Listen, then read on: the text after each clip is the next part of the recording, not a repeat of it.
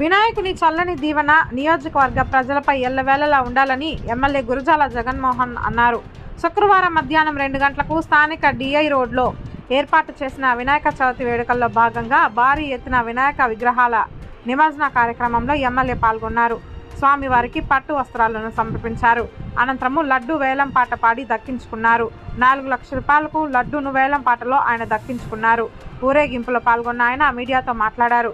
ప్రపంచంలోని ఆది దేవుడైన వినాయకుని ఎక్కడా లేని విధంగా 7 రోజుల పాటు స్వామివారి ఉత్సవాలు ప్రజల ఆధ్వర్యంలో అంగరంగ వైభవంగా నిర్వాహకులు చేపట్టడము జరిగిందన్నారు. అటువంటి వినాయకుని చల్లని దీవెనలు ప్రజలందరిపై ఉండాలని ఆకాంక్షించారు.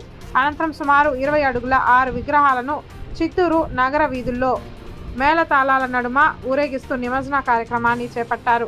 ఈ కార్యక్రమంలో మాజీ నగర మేయర్ కటారి హేమలత, టీడీపీ జిల్లా అధ్యక్షుడు సిఆర్ రాజన్, మాజీ ఎమ్మెల్సీ దొరబాబు, బీజేపీ జిల్లా కార్యదర్శి అట్లూరి శ్రీనివాసులు, కాజూరు బాలాజీ, పలువురు సీనియర్ నాయకులు పాల్గొన్నారు.